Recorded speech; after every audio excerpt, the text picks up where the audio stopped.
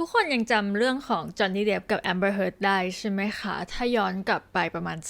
2-3 ปีที่แล้ว มันเป็นคดีคนดังที่ช็อกวงการมากๆ แล้วก็แบบเปลี่ยนแบบพลิกโฉมหน้ากระแสมีทูไปเลยใช่ไหมคะ ถ้าย้อนเวลากลับไปทุกคนเราอยากจะถามทุกคนมากเลยว่า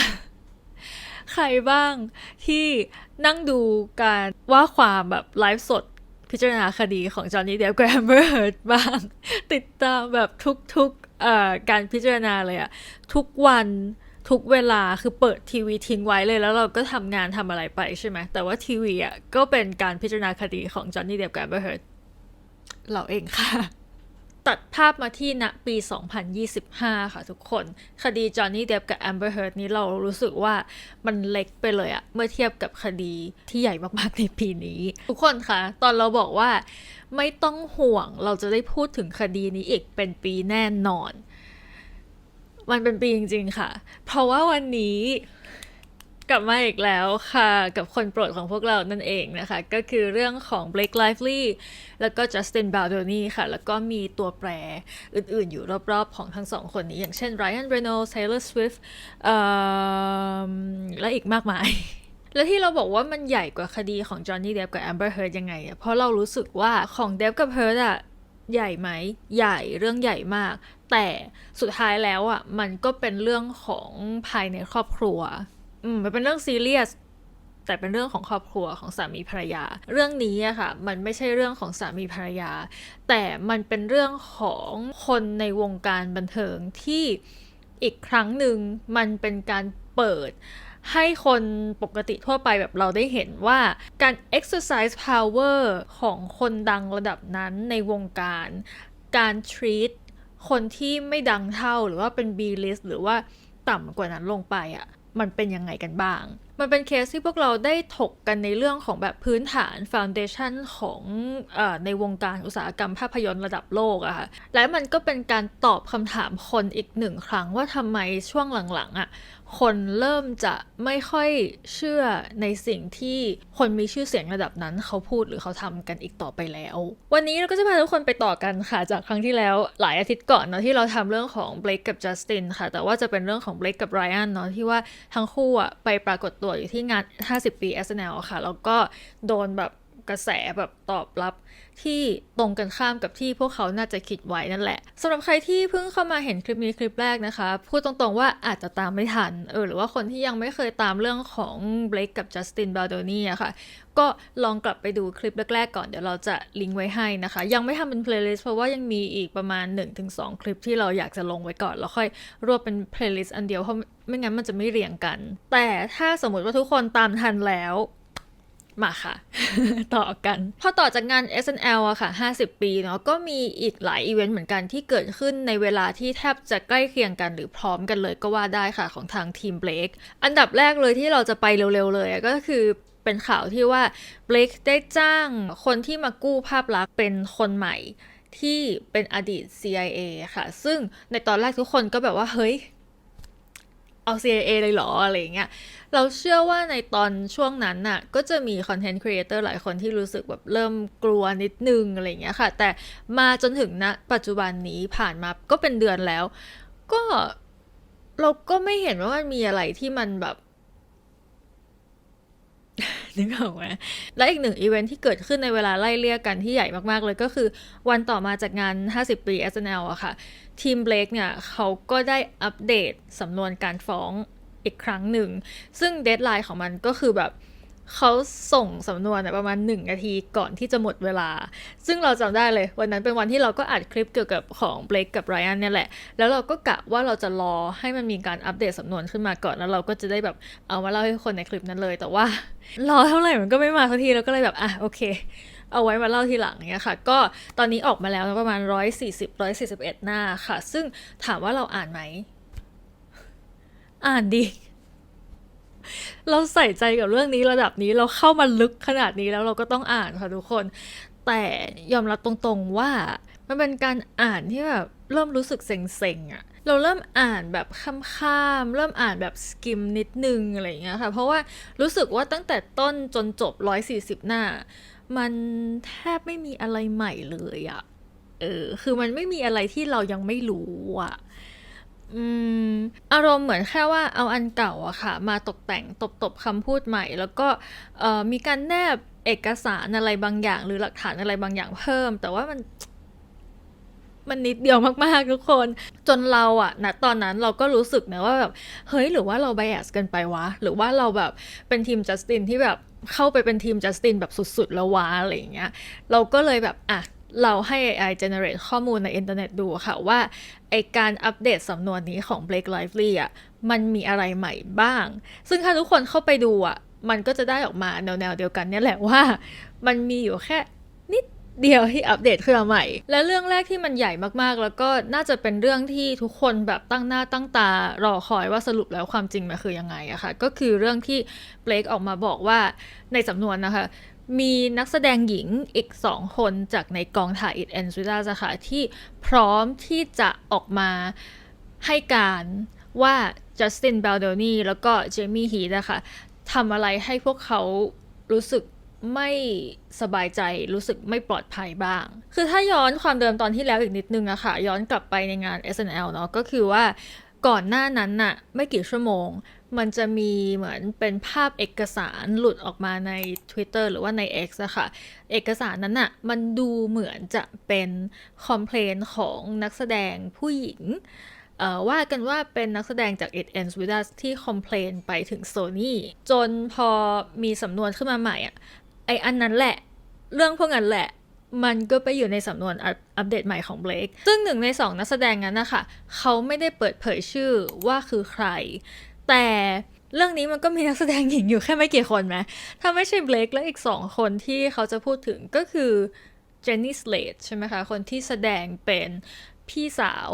ของจัสตินในเรื่องแล้วก็แสดงเป็นเพื่อนของเบลกในเรื่องแล้วก็อีกคนหนึ่งก็คืออิสเบลล่าเฟเรอร์ค่ะเธอคนนี้แสดงบทลิลลี่บลูมค่ะเหมือนเบลกไลฟ์ลีเลยแต่เป็นเวอร์ชั่นที่เป็นแบบสมัยวัยรุ่นอะไรเงี้ยค่ะซึ่งฝ่ายที่ว่ากันว่าเป็นเจนนี่สเลดอะค่ะก็คือเขาพูดเหมือนกับว่าจัสตินอะเหมือนพยายามฉวยโอกาสใช้เวลาตอนที่อยู่ในกองอะแล้วก็เหมือนทำเป็นว่าจะช่วยกันจัดท่าทางให้เจนนี่จัดบุคลิกนู่นนี่นั่นอะไรอย่างเงี้ยค่ะแล้วก็ไปแบบจับเออส่วนที่ไม่ถูกไม่ควรเข้าอะไรเงี้ยซึ่งเธอก็โกรธแล้วพอเธอโกรธเธอก็โวยวายขึ้นมาอะไรเงี้ยแล้วเธอก็อ้างว่าจัสตินอะบอกว่าฉันไม่ได้ชอบเธอซะหน่อยนะอะไรอย่างเงี้ยค่ะแล้วจัสตินก็พูดเหมือนแบบท้าทายมั้งว่าแบบก็ไปคอมเพลนสิไปฟ้องสิอะไรอย่างเงี้ยค่ะแล้วสำหรับในเคสของอีกคนอิสเบลล่าค่ะก็ว่ากันว่าจัสตินเหมือนพยายามใช้เวลาและใช้ฐานะผู้กำกับอะค่ะในการแบบพาเธอมาแบบคุยต่อบทนู่นนี่นั่นแล้วก็บทที่มันต้องเป็นบทรักบทลึกซึ้งอะไรอย่างเงี้ยเขาก็พยายามให้อิซาเบลล่าทำในสิ่งที่บางทีมันก็ไม่ค่อยเหมาะสมเท่าไหร่เออพูดยากจังเลยอะมันจะ YouTube มันจะอันนี้ไหม ก็คือเรียกไปต่อบทฉากแบบนั้นแหละอะแล้วเธอก็บอกว่าไอ้ความอึดอัดที่เกิดขึ้นอะมันคือความอึดอัดที่ว่าจัสตินแบบเอาหน้าเข้ามาใกล้เธอมากเกินไปจนแบบเหมือนลมหายใจของจัสตินมันแบบมันรู้สึกได้ที่หน้าของเธอเลยอะไรอย่างเงี้ยค่ะตามที่ฝั่งนู้นเขาว่ากันก็เป็นอย่างนี้ค่ะแต่ทีนี้ชาวเน็ตค่ะก็ตั้งข้อสงสัยว่าเฮ้ยก่อนหน้านั้นนะทางจัสตินเขาเอาข้อความออกมาโชว์เนาะว่า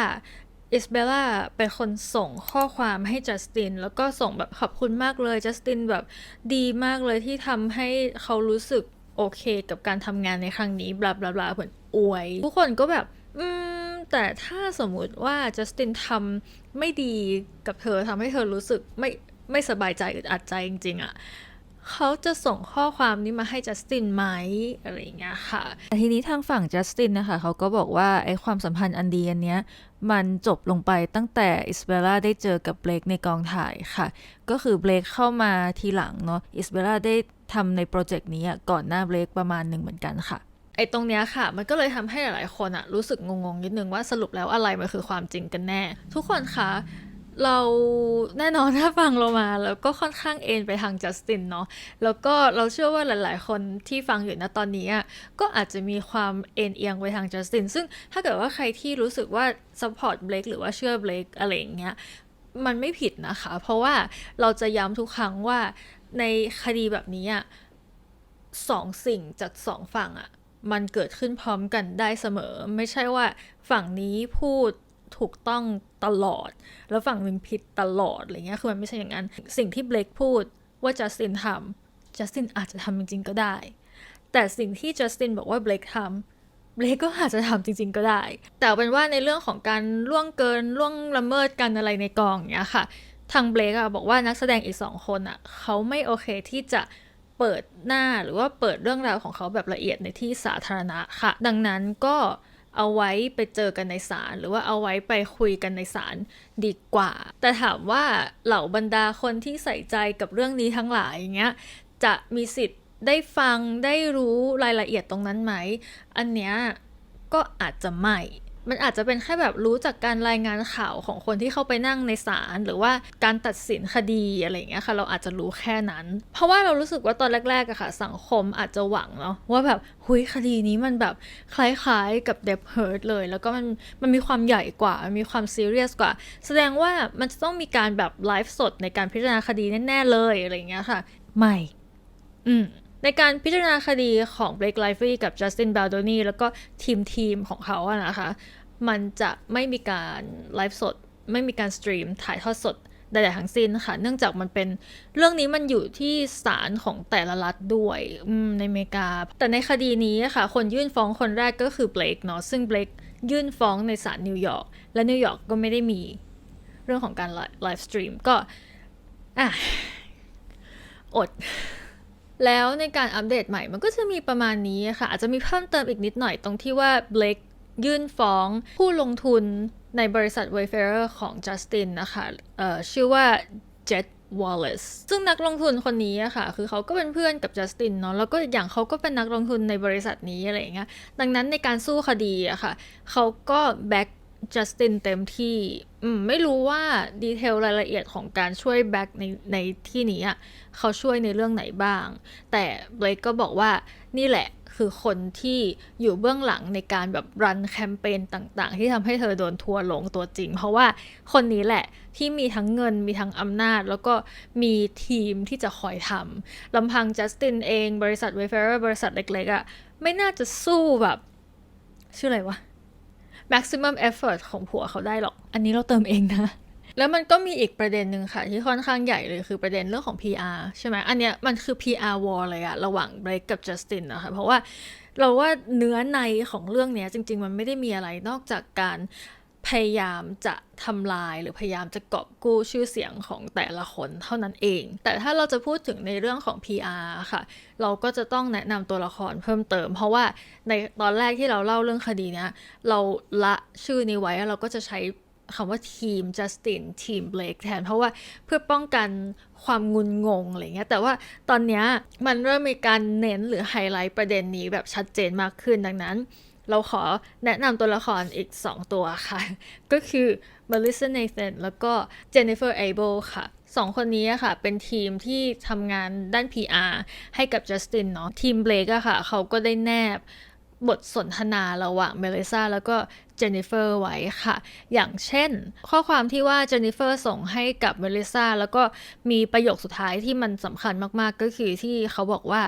he wants to feel like she can be buried อันนี้หมายถึงว่าจัสตินอยากจะให้เบลครู้สึกว่าเขาสามารถฝังกลบเบลคได้แล้วเมลิซาก็เลยตอบว่า of course ใช่ไหมแน่นอนแต่ว่าเธอรู้ไหมเวลาที่พวกเราจะส่งเอกสารเหล่านี้ไปให้จัสตินนะคะเราไม่สามารถที่จะส่งดีเทลต่างๆที่มันละเอียดเกินไปเพราะว่าแบบมันอาจจะทำให้เราเองมีปัญหาเดือดร้อนได้แล้วก็ห้ามเขียนอะไรที่เป็นลายลักษณ์อักษรให้จัสตินนะแล้วก็ห้ามเขียนว่าเราจะทำลายเบลคอย่างเงี้ยค่ะเจนนิเฟอร์ก็ตอบว่า yeah of course not แน่นอนฉันรู้ไม่ทำแบบนั้นหรอกก็ประมาณนี้ค่ะมันก็เหมือนเป็นการทำให้เราพอจะเห็นภาพว่าทีม PR ของจัสตินนะคะมีการคุยกันในเรื่องนี้จริงๆในเรื่องที่พยายามจะสร้างภาพลบให้กับเบลคจริงๆซึ่งในเรื่องนี้ถ้าย้อนกลับไปในสรุปครึ่งแรกของเคสนี้ค่ะก็จะรู้ว่าจัสตินก็มีการแย้งขึ้นมาแล้วแต่ว่าเบลคก็เหมือนเอามาใส่ครั้งหนึ่งแล้วก็ใส่ให้มันเรียบเรียงดูเป็นเรื่องเป็นราวมากขึ้นนั่นแหละพูดตรงๆเบลคยืนยันจริงๆว่าแบบเนี่ยจัสตินเขาพยายามที่จะ สร้างภาพลักษณ์ที่เป็นลบหรือว่าเป็นตัวที่ทำให้เบลคโดนทัวร์ลงจริงๆนะเท่านั้นยังไม่พอค่ะเขาก็มีการแนบภาพ message ค่ะซึ่งดูเหมือนจะเป็นจัสตินเพราะว่า initial เป็น JB เนาะแล้วก็เขียนว่าจัสตินอย่างเงี้ยค่ะส่ง screenshot รูปของเฮเลย์บีเบอร์มาค่ะเป็นข่าวแล้วก็เขียนว่านี่อาจจะเป็นสิ่งที่เราต้องการค่ะคือถ้าทุกคนตามข่าวของเฮเลย์บีเบอร์เนาะคือเขาเป็นภรรยาของจัสตินบีเบอร์ใช่ไหมคะแล้วก็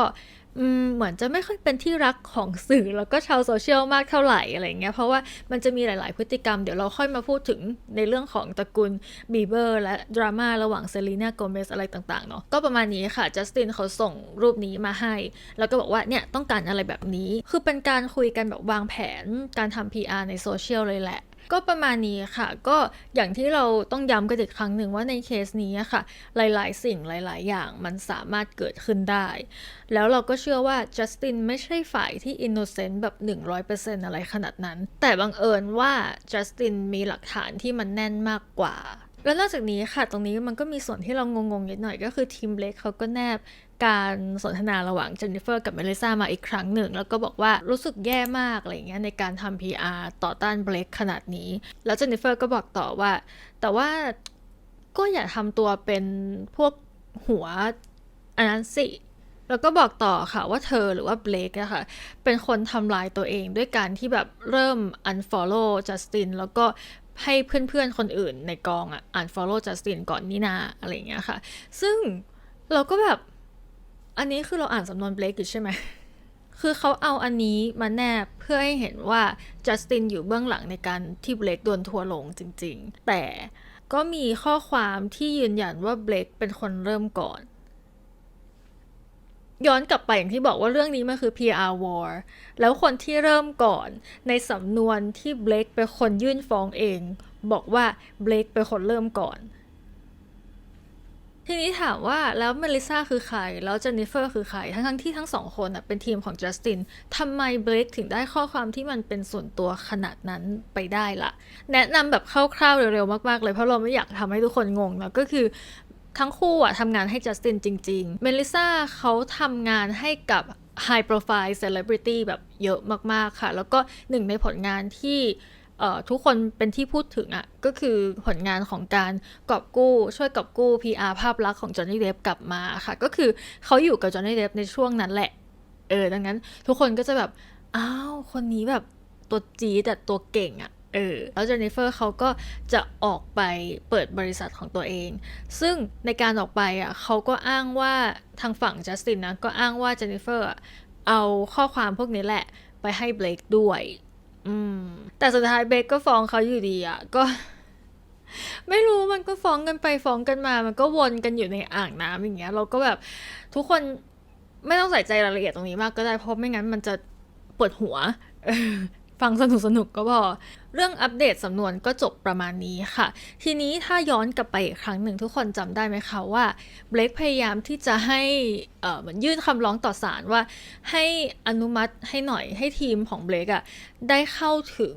Data ข้อความ text message หรือว่าการโทรเข้าโทรออกประวัติต่างๆของจัสตินแล้วก็ทีมของจัสตินว่าตลอดระยะเวลาตั้งแต่เริ่มทำงานด้วยกันเขาโทรหาใครติดต่อใครส่งเมสเซจหาใครว่าอะไรบ้างอะไรเงี้ยค่ะเพื่อที่ว่าพอทีมเบลคมีข้อมูลตรงนี้ค่ะเขาจะได้มานั่งไล่ดูเลยว่าตรงไหนที่มันมีการบอกว่าจัสตินจะทำลายชื่อเสียงของเบลคบ้างคือจนถึงณวันนี้ถึงทุกวันนี้คือเขาก็ยังยืนยันนะว่าสิ่งที่เขาต้องเจอการทัวร์ลงต่างๆที่เขาต้องเจอมันเป็นฝีมือของจัสตินไม่ใช่ฝีมือของตัวเขาเองซึ่งเราก็แบบโอเคคือถ้าเบลคไม่ได้ทำสิ่งนั้นสิ่งที่เราเล่าไปค่ะในคลิปที่โดนขุดถ้าเขาไม่ได้ทำสิ่งนั้นจริงๆจัสตินขุดแทบตายยังไงมันก็ต้องไม่เจอไหมแล้วอย่าลืมว่าการทัวร์ลงในครั้งนี้อย่างที่ text message ในสำนวนของเบลคเองเป็นคนแนบมาเลยว่าเธอเป็นคนเริ่มก่อนนะเธอเป็นคนเริ่มเล่นเกม PR นี้ก่อนนะแล้วทีนี้พอเบลคยื่นแบบนี้ไปค่ะทางทนายของจัสตินก็แบบเฮ้ยถ้ายูทำได้ฝั่งเราก็ต้องทำได้ปะแล้วถ้าทำได้จริงๆค่ะฝั่งจัสตินนี้สนุกคือสนุกมากๆแน่ๆเพราะว่าอะไรเพราะว่าเบลคกับไรอันนะคะเขาเป็นระดับแบบ A-list นึกออกปะดังนั้นนะคะ text message ต่างๆข้อความโทรเข้าโทรออกอะไรต่างๆของเขาอะมันก็ต้องมีการคุยกับดาราเซเลบระดับ A-list หรือว่า super A-list ถูกปะและในบรรดาเซเลบเหล่านั้นที่เบลคคุยด้วยมันจะต้องมีมังกรของเบลคด้วยใช่ไหม Taylor Swift ดังนั้นข้อความต่างๆที่ทีมจัสตินจะได้ของเบลคมาค่ะโหทุกคนลองคิดดูดิแล้วระหว่างทางในการทำหนังเรื่อง It Ends With Us อะค่ะเบลคเขาได้ name drop หรือว่าพูดถึงอ้างอิงถึงชื่อของดาราอีกหลายคนมากๆอะแล้วคิดดูว่าบุคคลเหล่านั้นอะจะต้องโดนเปิดอะคือทีมเบลคมีอะไรจะเสียตรงเนี้ยเยอะกว่าทีมจัสตินแน่นอนทีนี้พวกเขาก็เลยแบบอ่ะฉันจะทำยังไงดีล่ะอย่างเงี้ยค่ะเขาก็เลยยื่นใหม่ขอให้ศาลแบบใช้สิทธิ์ปกป้องเหล่าดาราเหล่านี้ละกันอะไรอย่างเงี้ยค่ะซึ่งต่อมาศาลก็อนุมัติสิทธิ์ปกป้องเหล่าเอลิสเหล่านั้นหลายๆคนอาจจะมองว่าแบบเฮ้ย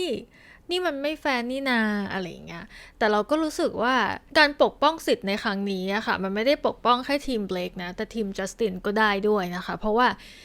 เราเชื่อว่าไม่มีใครอยากจะให้ค้นดูข้อความที่มัน2 ปีอะข้อความย้อนหลัง2 ปีอะไม่มีใครอยากให้ดูหรอก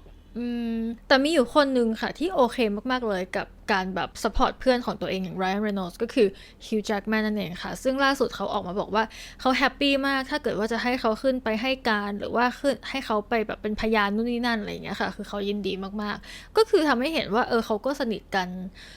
ขนาดนั้นจริงๆต่อมาเราเดินทางมาถึงงานพรีเมียร์ของหนังเรื่อง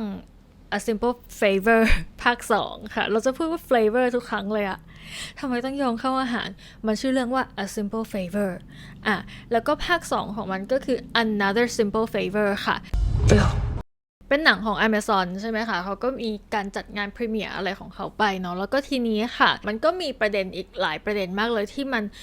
ลายล้อมแวดล้อมดราม่าจากหนัง Another Simple Favor ค่ะคือครั้งก่อนที่เราคุยกันใช่ไหมคะว่าเบลคกับแอนนาเคนดริกที่เป็น2นักแสดงนำของเรื่องอะค่ะดูจะเกาเหลากันเบาๆตั้งแต่การเล่นภาคแรกแล้วตั้งแต่แบบยังไม่มีดราม่าเรื่องนี้เลยอะไรเงี้ยค่ะ Is there any truth to the rumors on TikTok that Anna Kendricks and Blake Lively had a feud while filming A Simple Favor? It's a thing on TikTok? Apparently. Oh, really? No, definitely not. I think they got on pretty reasonably well, I think. Yeah, definitely no friction that I noticed. Okay, keywords are reasonably and that I noticed. แล้วครั้งนี้ค่ะก็เป็นอีกครั้งหนึ่งที่หลายๆคนก็จับตาดูทุกคนค่ะลองดูโปสเตอร์และสิ่งที่ชาวเน็ตเขาจับสังเกตอะค่ะเขาบอกว่าลองดูชื่อของเบลคกับแอนนาสิคือชื่อของเบลคอะมันจะอยู่สูงกว่าซึ่งตามปกติแล้วถ้าเอาตามหลักมาร์เก็ตติ้งหลักจิตวิทยาอะไรเงี้ยตำแหน่งของการวางโปรดักต์หรือวางชื่อหรือวางอะไรของเราอะค่ะมันสำคัญมากๆเนาะคือตรงไหนที่มันได้รับการพิสูจน์มาแล้วว่าคนมักจะเปิดไปปุ๊บมองตรงนี้ก่อนเนี่ยตรงนั้นอะจะราคาแพงที่สุดแล้วเราก็รู้สึกว่ามันก็เหมือนกันกับการแบบยกชื่อของเบลคขึ้นมาให้มันสูงกว่าของแอนนามันก็จะทำให้เห็นว่าแบบชื่อของเบลคมันเด่นกว่าซึ่งอันนี้เราไม่รู้ว่ามันเป็นความตั้งใจที่จะทำแบบนั้นไหมเพราะเราก็ยังไม่ได้ดูหนังจริงๆแล้วมันอาจจะเกี่ยวข้องกับเนื้อหาในหนังก็ได้ใครจะไปรู้ถูกปะแต่ณตอนนี้คนเขาก็มองว่าอย่างเงี้ยค่ะว่าแบบนี่ไงชีเป็นคนที่ไม่สามารถอยู่ข้างล่างใครได้ชีทำอะไรชีจะต้องแบบได้เยอะกว่าคนอื่นต้องดีกว่าคนอื่นต้องดังต้องปังกว่าคนอื่นเท่านั้นไม่งั้นชีไม่ยอมก็เป็นข้อสังเกตของชาวเน็ตนะคะมาที่งานค่ะงานพรีเมียร์ก็ทั้งคู่ก็ไปเดินพรมแดงตามปกติทีนี้ทุกคนก็พยายามที่จะแบบตำหนิชุดของเบลคอะไรอย่างเงี้ยซึ่งเราข้ามไปเลยอย่างที่เราบอกว่าเรื่องอะไรที่มันเป็นเกี่ยวกับตัวของเขาหน้าตาหรือว่าเสื้อผ้าอะไรที่มันไม่เกี่ยวกับดราม่าในหนังหรือว่าดราม่าแฟชั่นของเบลคในหนังอะไรเงี้ยเราขอไม่แตะแต่ว่ามันมีข้อสังเกตอีกอย่างหนึ่งซึ่งคล้ายๆกับดราม่าของSnow White เลยก็คือแกลกาดอตใช่ไหมคะกับ Rachel Zegler อะเขาไม่ร่วมเฟรมกันแค่2 คนมันจะต้องมีคนอื่นร่วมเฟรมด้วยตลอดหรือว่าแยกกันไปเลยเบลคกับแอนนาเคนดริกก็เหมือนกันเลย มันไม่มีการร่วมเฟรมกัน2 คนมันไม่มีการยืนพูดคู่เดินพรมแดงพร้อมกันไม่มีคือจะมีแค่แบบไปยืนกับคนอื่นๆอะไรเงี้ยค่ะผู้กำกับแล้วอินเทอร์เน็ตก็ราดน้ำมันลงไปในกองไฟอีกค่ะด้วยการที่มีคลิปของ Anna Kendrick ที่เดินทักทายแฟนๆแล้วก็มีคนถามว่าคุณคิดยังไงกับดราม่าอันนี้แล้วก็มันกระทบต่อหนังอะไรเงี้ยค่ะซึ่งไปดูคำตอบของแอนนากันค่ะ How does it feel like the movie's being impacted kind of by everything happening around going on in the world? Why? What happened? I did ayahuasca and the last year of my life is just gone, but I've heard the movie's amazing. Wait, thank you. Like, what does it mean to be back with Anna? Oh, it's the best. I'm so happy. Like, this way. Anna, what does it mean to be working with Blake again? We're talking about you all day. ถามว่าเราคิดว่ามันเป็นไปได้ไหมว่าทั้งคู่เกาเหลากันแล้วก็ว่ามันก็เป็นไปได้เพราะว่าตั้งแต่ Simple Favor ภาคแรกแล้วใช่ไหมคะแต่นิดนึงคือทุกคนเอาคำว่า you know ของ Anna Kendrick มาตีความเนี้ยค่ะแล้วก็แบบเหมือนตีความว่าแบบเธอก็รู้นี่ว่าเบลคเป็นตัวปัญหาอะไรเงี้ยคือตีความไปแนวนั้นแต่สำหรับเราเผื่อไว้แล้วกันนะคะว่าแบบเขาอาจจะไม่ได้หมายความว่าอย่างนั้นหรือเปล่าเขาอาจจะหมายความแค่ว่าเธอฉันมาโปรโมทหนังเรื่องนี้เธอช่วยถามฉันเรื่องหนังได้ไหมอะไรเงี้ยเธอหยุดถามเรื่องแบบดราม่าเหล่านี้ได้ไหมฉันอยากให้ทุกคนโฟกัสไปที่หนังหรือเปล่าอันนี้เผื่อไว้เฉยๆนะคะ แต่ที่เขาเชื่อกันว่าเป็น Anna Kendrick ที่กำลังแบบดิสเบลคหรือว่ากำลังแบบว่าให้เบลคอะไรเงี้ยก็เพราะว่าบุคลิกของแอนนามันไม่เกินจริงอ่ะมันเข้าใจได้ว่าแอนนาจะทำแบบนั้นอย่างเงี้ยค่ะนอกจากนี้ผู้กำกับพอลฟีกค่ะก็เป็นอีกครั้งหนึ่งที่ผู้กำกับคนนี้ออกมาให้สัมภาษณ์แล้วก็ซัพพอร์ตเบลคไลฟ์ลีย์ค่ะในงานนี้เนาะเพราะว่าก่อนหน้านี้ตั้งแต่มีเรื่องดราม่านี้เลยอะค่ะผู้กำกับคนนี้ค่ะพอเขาก็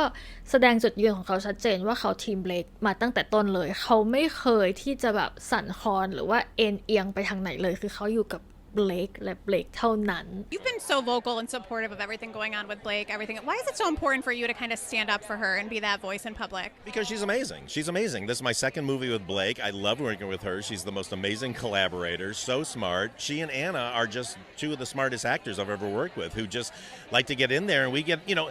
every movie star has opinions about what they're doing. I haven't not worked with one who doesn't want to get in there and work on stuff and make it better with me, and that's our process. And so I love that Blake works that way. I love that Anna works that way, and it's just a great way. It's the only way to work. I'm not a guy who's like just say it the way I wrote it. No, I don't think good movies come out of that. So. และนอกจากนี้ค่ะอันนี้เป็นดีเทลเล็กๆที่คนเขาจับสังเกตกันเนาะก็คือการที่เบลคเดินพรมแดงอะค่ะแล้วก็เขาดูมีแบบปฏิสัมพันธ์กับแฟนๆแบบดีจังเนาะไม่เห็นเหมือนตอน It Ends With Us หรือไม่เห็นเหมือนเบลคตามปกติเลยอะไรเงี้ยค่ะชาวเน็ตก็ไปขุดกันจนเห็นว่าแบบมันมีคนที่พอจะยืนยันได้ว่าคนเนี้ยจริงๆแล้วอ่ะเขารู้จักเบลคนะเขาสนิทกับเบลคประมาณนึงนะอะไรเงี้ยค่ะคือไม่ใช่คนอื่นคนไกลดังนั้นแฟนที่ไปรออยู่ที่งานนะคะก็เป็นแฟนที่น่าจะถูกเลือกมาแล้วว่าเอาคนนี้เข้างานได้แล้วก็มีครีเอเตอร์คนหนึ่งค่ะเขาไปยืนถือป้ายประท้วงอยู่ที่งานเนาะแล้วเขียนว่า justice for Justin Baldoni ค่ะแล้วบอกว่า Blake โกหกเท่านั้นยังไม่พอค่ะอยู่ดีๆก็มี TikTok user ที่เขาพูดถึงว่าเขาโดน Blake แบบ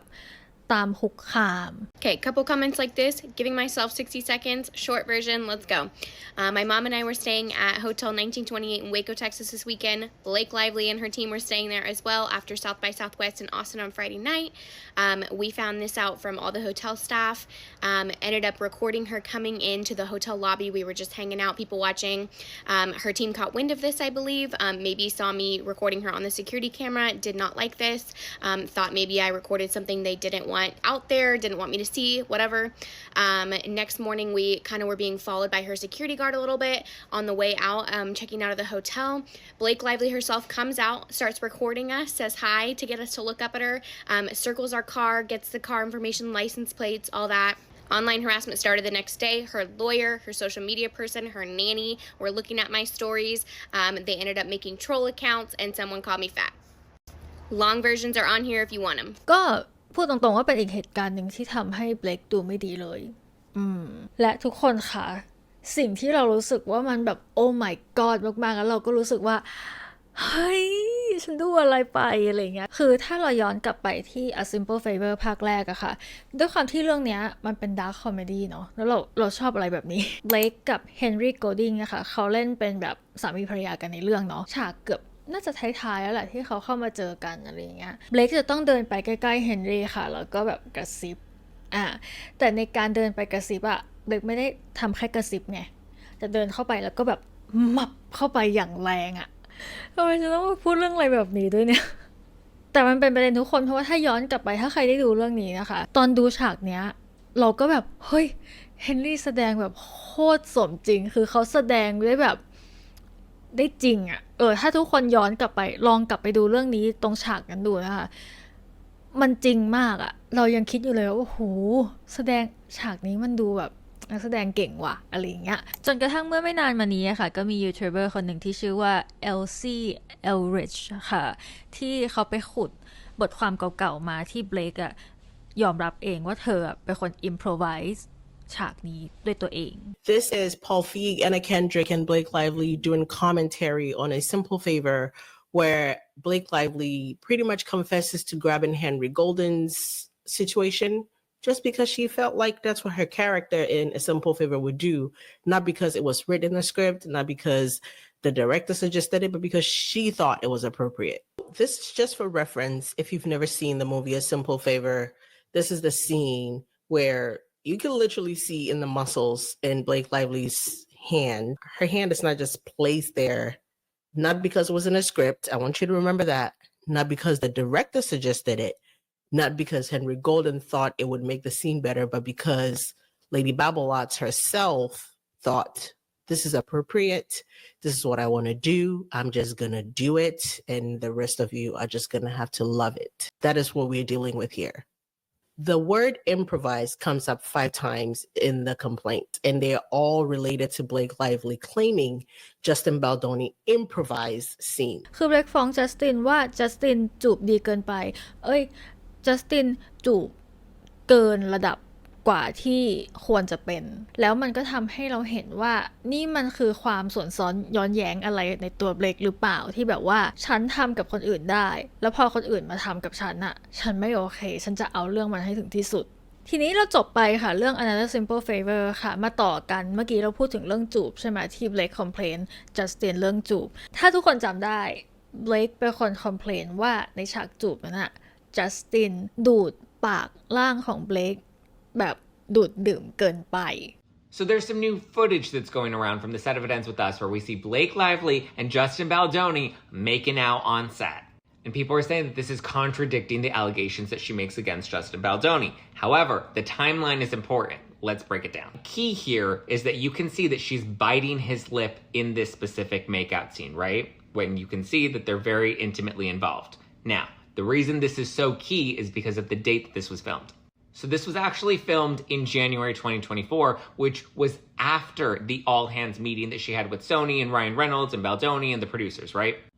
Why is that important? Well, because the allegations of harassment were made in phase 1 of filming, which happened prior to January 2024. So all of the alleged harassment is what she claimed happened prior to 2024. So this was shot afterwards. And even at the end of production, which Baldoni's team presented in their case, is that Blake Lively signed off saying that phase 2, everything in phase 2 was kosher and she was cool with everything. It was totally good. So this actually does help Justin Baldoni's case because it shows that she sets the rules but does not follow the rules. And if she was bothered by the way he was kissing her, then why was the way she was kissing him okay? เดี๋ยวนะคลิปนี้มัน PG-18 หรือเปล่าจะไม่จบค่ะทุกคนไปต่อกันที่ไรอันกันบ้างค่ะเรื่องนี้อ่ะมันเป็นเรื่องที่ด้วยความที่ว่าทั้งสองคนนะเนาะทั้งเบลคทั้งไรอันอ่ะก็กลายเป็นที่ไม่รักของชาวโซเชียลไปแล้วอย่างเงี้ยค่ะดังนั้นไม่ว่าตอนเนี้ยเขาจะทำอะไรอ่ะคนก็ยกมาด่าอยู่แล้วแต่ว่าเราขอเอาเรื่องนี้เข้ามาละกันเพราะว่าในคลิป behind the scene ของDeadpool 3อะค่ะ Deadpool กับ Wolverine นะคะมันก็มีฉากหนึ่งที่ Deadpool จะต้อง face off กับเหล่า variant ของ Deadpool ทั้งหลายใช่ไหมคะซึ่งอย่างนั้นก็มี Lady Pool ที่ให้เสียงโดย Blake Lively เองแต่ว่ามีอีกหนึ่ง character ที่เล่นโดยลูกสาวของ Blake กับ Ryan ค่ะซึ่งนั่นก็คือ Kid Pool เล่นโดย Ines เนาะ ถ้าใครเป็นแฟน Taylor Swift จะรู้จัก Ines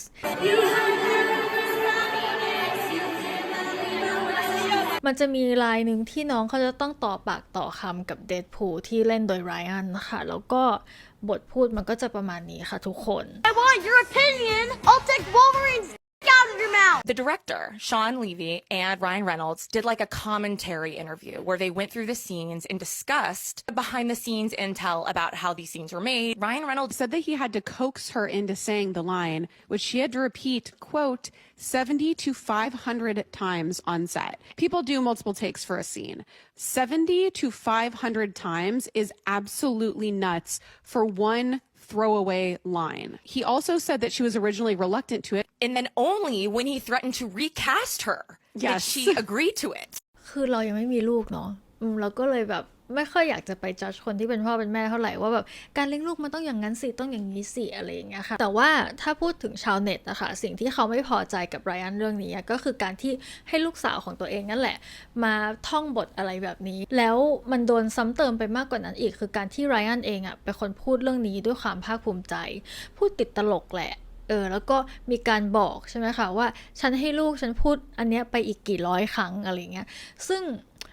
ส่วนตัวเรานะเรามองว่ามันคือ sense of humor ของไรอันอะคือไรอันเป็นคนที่สามารถเอาทุกเรื่องในโลกใบนี้เรื่องที่ serious ที่สุดเรื่องที่แบบโศกเศร้าที่สุดอะมาเล่นเป็นมุกได้ดูอย่างที่เขาเล่นมุกใน SNL อะคือเรื่องของเบลคแท้ๆเรื่องของเมียตัวเองแท้ๆก็เอามานึกออกปะอันเนี้ยเราก็เลยคิดว่ามันน่าจะเป็นโจ๊กแหละใครจะไปทำแบบนั้น 400-500 ครั้งมันก็ฟังดูเกินจริงไปนิดนึงอาจจะหลายๆเทคหน่อยแต่ก็คงไม่ถึงขนาดนั้นอย่างเงี้ยค่ะคนก็เลยแบบมองว่าแบบไรอันแบบแกตลกผิดจังหวะอีกแล้ววะแกตลกผิดที่อีกแล้ววะอะไรอย่างเงี้ยค่ะเอาเป็นว่าเรื่องเนี้ยทุกคน question ความเป็นพ่อเป็นแม่ของเบลคกับไรอันดีกว่ามันเป็นเรื่องที่พ่วงออกมาจากดราม่านี้เนาะคือมันไม่ได้เกี่ยวกับดราม่าโดยตรงแล้วถ้าเกิดว่าถามผู้เชี่ยวชาญหรือว่านักกฎหมายของอเมริกาค่ะเขาก็บอกว่าก็จริงเรื่องนี้มันไม่ได้เกี่ยวข้องกับเคสแล้วมันก็จะไม่น่าจะมีโอกาสได้เอาไปพ่วงกับดีเทลตรงไหนในคดีนี้อย่างเงี้ยค่ะแต่ก็ทำให้เห็นเนาะว่าตอนที่คุณเป็นที่รักของอินเทอร์เน็ตอะถ้าไม่มีดราม่าเนี้ยแล้วไรอันพูดแบบเนี้ยเราคิดว่าก็คงไม่มีใครรู้สึกอะไรอะแต่ทีนี้ค่ะเรื่องนี้เกี่ยวกับคดีความแน่ๆเพราะว่าล่าสุดค่ะมีอัปเดตจากทางไรอันเนาะว่าเขาอะไม่อยากจะมีชื่อของตัวเองอยู่ในสำนวนฟ้องของจัสตินค่ะเพราะรู้สึกว่าสิ่งที่เขาพูดถึงจัสตินสิ่งที่เขาทำกับจัสตินอะมันเป็นสิ่งที่สามารถทำได้โดยไรอันผ่านทางทีมทนายของเขาอะค่ะก็ได้บอกว่าสิ่งที่ไรอันพูดเกี่ยวกับจัสตินที่บอกเรียกจัสตินว่าเป็น predator ค่ะมันคือเป็นสิ่งที่ไรอันเชื่อจริงๆทนายของไรอันบอกว่าไอการที่ไรอันเรียกจัสตินว่า predator อะค่ะมันเป็นความคิดเห็นส่วนตัวของเขาแล้วก็อีกอย่างไรอันคือเชื่อแบบนั้นด้วยใจจริงดังนั้นภายใต้กฎหมายรัฐธรรมนูญของเขาอะมันไม่ควรจะเป็นการฟ้องร้องกันแล้วทางตัวแทนของไรอันนะคะเขาก็บอกต่อว่าเขาคิดว่าจัสตินแบบหน้าบางใช่ไหมความหน้าบางทำให้จัสตินรู้สึกโกรธเรื่องของคาแรคเตอร์ใน Deadpool อะค่ะแล้วก็ลงท้ายด้วยว่าไอการฟ้องครั้งเนี้ยมันเป็นการฟ้องแค่ว่าจัสตินรู้สึกเฮิร์ตเฉยๆคือจริงๆเราว่าไรอันไม่ผิดนะคะที่จะปกป้องเมียตัวเองเงี้ยคือคิดดูว่าถ้าสมมติว่าเพื่อนเราเพื่อนสนิทเราหรือว่าคู่ชีวิตเราอะมาบอกเราว่าเฮ้ยไปทำงานมาแล้วโดนแบบเนี้ยโอ๊ยเป็นใครใครก็ควันออกหูเป็นใครใครก็โกรธถูกไหมแล้วก็อยากจะปกป้องอยากจะช่วยเหลืออะไรเงี้ยค่ะแต่ทีนี้อ่ะถ้าสมมติเราไปเปรียบเทียบกับเคสอย่างเคสวิลสมิธอย่างเงี้ยค่ะถามว่าณวันนั้นที่วิลสมิธต้องการปกป้องเมียตัวเองสิ่งที่เขาทำได้อ่ะเขามีตัวเลือกเยอะกว่านี้ไหมก็มีแต่สิ่งที่เขาเลือกทำคือเขาเลือกที่จะเดินขึ้นไปบนเวทีแล้วก็แบบอย่างเงี้ยผลที่ตามมาก็คือเขาก็โดนแบนเพราะว่าเขาเป็นคนที่ใช้กำลังในการแก้ปัญหาถูกไหมคะในขณะเดียวกันนะคะในเคสของไรอันอะไรอันมีช้อยส์ไหมที่จะตอบโต้จัสตินในแบบที่มันมีออปชันเยอะกว่านี้ไหมอย่างเงี้ยเราเชื่อว่ามีด้วยระดับความดังของไรอันความใหญ่โตอภิมหาโตของอาณาจักรธุรกิจของไรอันความมีประสบการณ์มากกว่าในวงการเหนือกว่าจัสตินทุกอย่างอ่ะดังนั้นเราเชื่อว่าเขามีช้อยส์มากกว่านั้นแต่เขาก็เลือกทำในสิ่งที่เขาทำไป จากใจของแฟนมาเวลคนหนึ่งเราก็แอบรู้สึกผิดหวังในตัวไรอันนิดนึงอะไรอย่างเงี้ยแล้วก็รู้สึกว่าใน Avengers Doomsday ใช่ไหมคะเขาประกาศรายชื่อนักแสดงมาแล้วส่วนหนึ่งเงี้ยแล้วก็มีอีกส่วนหนึ่งที่ยังไม่ประกาศแล้วก็เราก็รู้สึกว่าในสไตล์มาเวลอะมันก็จะต้องมีแบบเซอร์ไพรส์คาแรคเตอร์อะไรอย่างเงี้ยแล้วเราก็ไม่อยากให้เดดพูลเป็นหนึ่งในเซอร์ไพรส์เลยอะคือเราไม่อยากเข้าไปนั่งดูในโรงแล้วก็แบบอ้าวเดดพูลมาอะไรอย่างเงี้ยมันจะแบบเซ็งมากเลยนะแต่ยังไม่จบแค่นี้ค่ะเพราะดราม่าต่อมาค่ะจะเป็นเรื่องดราม่าของร้านโดนัทคือเบลก็ค่ะอยู่ดีเธอก็ไปโชว์ตัวแถวร้านโดนัทที่เป็นโลคอลมากๆร้านเล็กๆร้านหนึ่งในชุมชนเธอก็เริ่มจากการโพสต์ IG Story ของตัวเองค่ะว่าแบบอยู่ในที่หนึ่งที่มันดูเหมือนจะเป็นแบบการผลิตของหวานระดับแมสอย่างเงี้ยคือไม่ใช่โฮมคุกแน่นอนอะไรอย่างเงี้ยค่ะก็โพสต์ไปฉันชอบที่นี่ฉันนี่คือความฝันอะไรบลาบลาบลาจนสุดท้ายอะค่ะก็เปิดร้านแล้วก็เห็นว่าเบลคเป็นคนที่ทำโดนัทแล้วก็ขายโดนัทในร้านนั้นเป็นพิเศษในวันนั้นความกระอักกระอ่วนของเรื่องนี้อะค่ะมันก็มีอยู่ค่อนข้างจะหลายประเด็นอยู่เหมือนกันทุกคนยังอยู่กับเราไหมทุกคนเรารู้สึกว่ามันเริ่มยาวแต่ประเด็นของเรื่องร้านโดนัทอะค่ะมันก็คือคนเห็นแล้วก็แบบนี่ไงมันคือ PR แน่นอนเพราะว่าณปัจจุบันเรา Google ชื่อของ Blake Lively ไปอะค่ะในหน้า Search Engine แต่ละที่อะมันก็จะออกมาแบบ Blake โดนทนายจัสตินซัดว่าอย่างนั้นอย่างนี้ Blake สู้กับจัสตินในเรื่องนั้นเรื่องนี้อะไรเงี้ยคือมันจะมีแต่ข่าวเนกาทีฟข่าวเกี่ยวกับคดีความอะไรอย่างเงี้ยใช่ไหมคะดังนั้นในการทำ PR ครั้งนี้อะค่ะแล้วมันก็ลงสื่อมันก็จะเป็นหัวข้อว่าแบบ Blake Surprise แฟนๆที่ร้านโดนัทอะไรอย่างเงี้ยมันก็จะเป็นข่าวที่ดู positive ขึ้นมาข่าวที่มันเบาๆสมองขึ้นมาอะไรอย่างเงี้ยค่ะก็อันนี้ทุกคนก็มองและเห็นตรงกันว่ามันคือ PR แต่สิ่งที่มันเกิดขึ้นนะคะเหมือนกับ Snow White ใน IMDb เลยอะคนก็แห่ไปรีวิวร้านเนี้ยค่ะร้านโดนัทแห่งนี้ใน Yelp ค่ะร้านนี้ก็โดนถล่มรีวิวแบบ1 ดาวจนแบบเราสงสารเขามากเลยอะทุกคนแล้วเขาเป็นแบบ local business คือเขาเป็นร้านเล็กๆเขาไม่ใช่ร้านเชนใหญ่นะคะคือใน Yelp กับใน IMDb อะค่ะมันมีอย่างหนึ่งที่เหมือนกันก็คือคนที่ไม่ได้ไปเป็นลูกค้าจริงๆหรือคนที่ไม่ได้ทดลองใช้สิ่งนั้นจริงๆอะใครก็ได้สามารถรีวิวดังนั้นเรานั่งอยู่ตรงเนี้ยเราจะย้อมแมวไปรีวิวก็ทำได้มันก็อาจจะไม่ค่อยแฟร์กับธุรกิจเท่าไหร่หรือว่าไม่ได้แฟร์กับหนังเท่าไหร่แต่สำหรับรายการจิบชาแบบเราต้องการอะไรแบบนี้เราต้องการตัวเลขอะไรแบบนี้เพราะว่ามันเป็นตัวเลขที่บอกถึงความไม่พอใจของสังคมโดยทั่วไปมันเป็นตัวเลขที่พิสูจน์ให้เห็นว่าคนไม่โอเคกับบุคคลคนเนี้ยขนาดไหนประเด็นที่2ของร้านโดนัทค่ะก็คือเรื่องของความสะอาดเพราะว่าถ้าทุกคนเห็นเบลคอะค่ะขายโดนัทใช่ไหมคือเราก็จะแบบทักทายแฟนๆแล้วก็ขายโดนัทโดยที่ผมของเบลคอะค่ะมันก็ปัดไปปัดมาอยู่ข้างบนโดนัทนึกออกปะคือไม่ได้รวบผมไม่ได้เก็บผมสำหรับคนที่ทำอาหารหรือของกินขายแล้วก็ไม่ได้รวบผมอะมันก็นิดนึงใช่ว่าก็เลยมีการคอมเพลนกันเกิดขึ้นค่ะแล้วก็ทำให้แบบเหมือนอะไรอะอย.หรือสาธารณสุขอะไรเงี้ยของทางโน้นอะก็ต้องเข้ามาตรวจสอบค่ะผลการตรวจอะมันก็ออกมาว่าแบบร้านก็สะอาดสะอ้านดีไม่มีอะไรผิดปกติอะไรเงี้ยค่ะก็ดำเนินการต่อได้เนาะแต่ก็เป็นอีกอย่างที่ทำให้เห็นว่าการที่มีเซเลบคนหนึ่งที่ไม่ได้เป็นที่รักของคนจำนวนมากอะมันก็สร้างผลกระทบจริงๆไม่ใช่ต่อตัวเขาเองอย่างเดียวแต่คนที่จะมาทำงานร่วมกับเขาคนที่จะจ้างเขาคนที่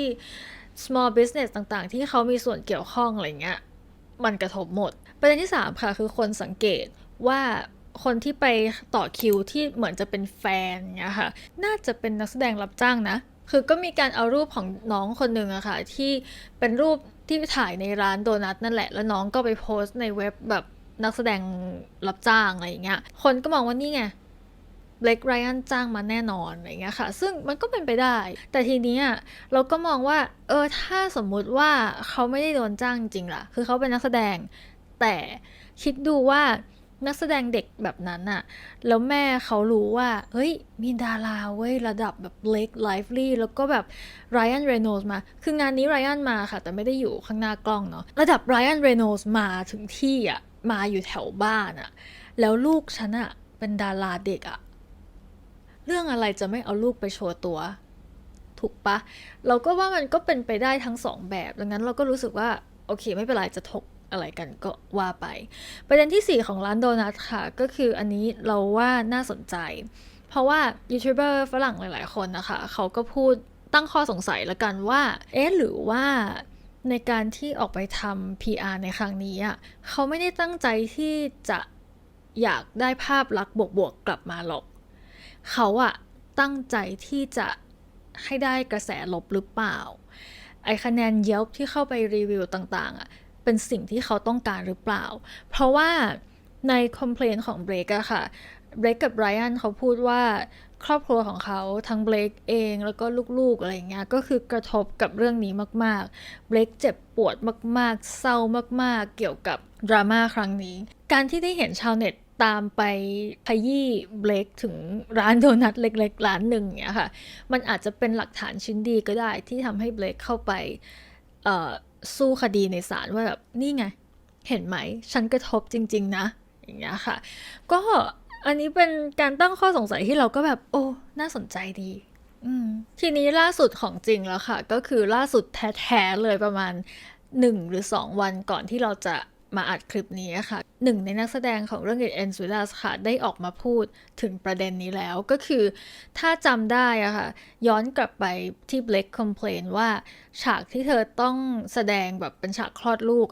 เธอแทบจะไม่ใส่อะไรเลยแล้วก็เธอจะต้องนอนบนเตียงคลอดใช่ไหมคะแล้วก็จะต้องมีผู้ชายที่เล่นเป็นหมอสูนั่งอยู่ระหว่างเธอที่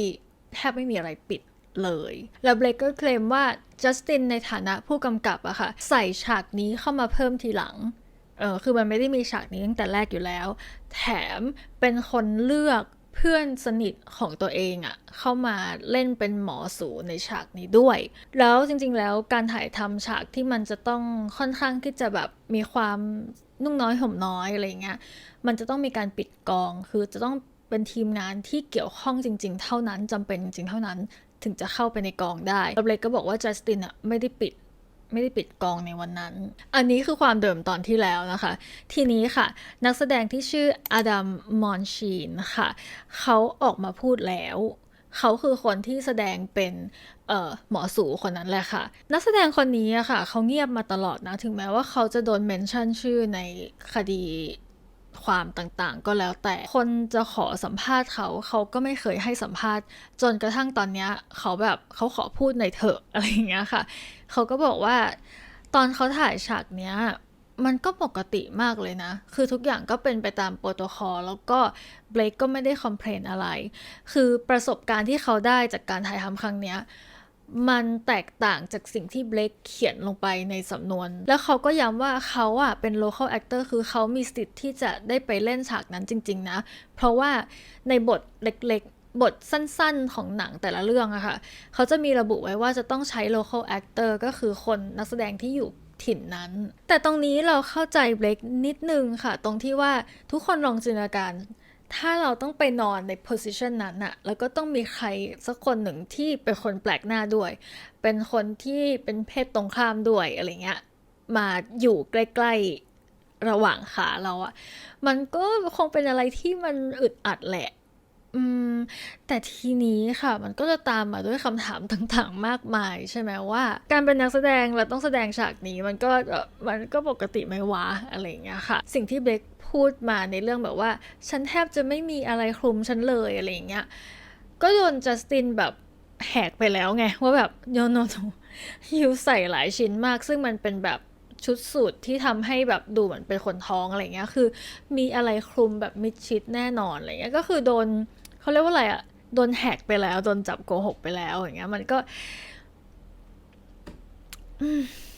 ทีนี้ต่อมาค่ะเป็นเรื่องที่เราก็แบบโอ้โหแบบ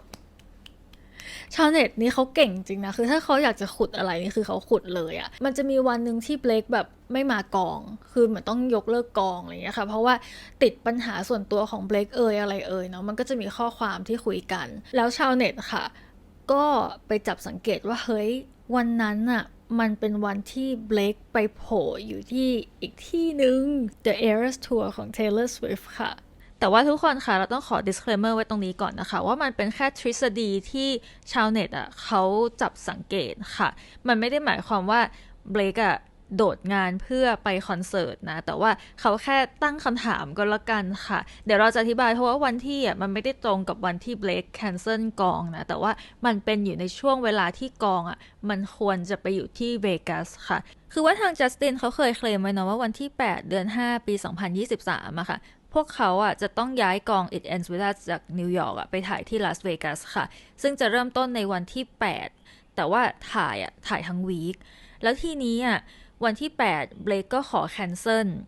ซึ่งให้เหตุผลว่าลูกของเบลคคนไหนสักคนหนึ่งใน4ไม่สบายแล้วด้วยความที่เบลคเพิ่งคลอดลูกแล้วลูกก็ยังเล็กมากอะไรอย่างเงี้ยทุกคนก็เข้าใจไงแล้วก็มีการแลกเปลี่ยนเท็กซ์กันระหว่างเบลคกับจัสตินค่ะซึ่งจัสตินก็อวยพรว่าไม่เป็นไรเดี๋ยวลูกจะไม่เป็นอะไรนะอะไรอย่างเงี้ยค่ะแต่ทีนี้ค่ะเอลริชคนเดิมค่ะที่เขาพูดถึงเรื่องเฮนรี่โกลดิงใช่ไหมเขาก็ตั้งคำถามว่าเฮ้ยวันที่12เดือนเดียวกันไม่กี่วันหลังจากนั้นเบลคไลฟ์ลีย์กับลูกๆค่ะไปปรากฏตัวอยู่ที่ฟิลาเดลเฟียค่ะคอนเสิร์ต The Eras Tour ของ Taylor Swift คือตรงนี้แหละค่ะอย่างที่เราบอกนะว่ามันเป็นวันที่8ที่เขาแคนเซิลแต่วันที่12เขาไปคอนเสิร์ตแต่ด้วยความที่ว่าในกองนั้นเขาเซตว่าเขาจะถ่ายกันทั้งวีคเริ่มต้นวันที่8ดังนั้นทุกคนก็เลยแบบแล้ววันที่12ล่ะไม่ถ่ายหรอทำไมไปอยู่ที่ฟิลลี่อะไรอย่างเงี้ยค่ะทีนี้ไหนๆก็จะพูดถึง The Eras Tour แล้วเนาะก็ลองพูดถึงมังกรของคาลิซี่ซะหน่อยค่ะ Blake Lively กับ Taylor Swift นะคะอันนี้รายงานโดย The Daily Mail นะคะถ้าเราบอกว่า The Daily Mail อย่างเงี้ยก็ให้ทุกคนเอาฟิลเตอร์มากรองเยอะๆหน่อยแต่ว่าไหนๆมันก็มีรายงานมาแล้วเราก็จะเล่าให้ฟังละกันก็คือได้พยายามคุยกับ Taylor แล้วก็ได้ขอโทษ Taylor เรียบร้อยแล้วก็ตอนนี้ทั้งคู่ก็กลับมาดีกันแล้วอันนี้เป็นข่าวลือซึ่งความจริงมันจะเป็นยังไงนี่ไม่มีใครรู้เขาอาจจะเป็นเพื่อนกันแล้วก็ไม่เคยตัดขาดกันตั้งแต่แรกแล้วก็ได้หรือว่าเขาตัดขาดกันไปแล้วแล้วก็ไม่มีวันเผาผีกันอีกแล้วก็ได้หรือว่า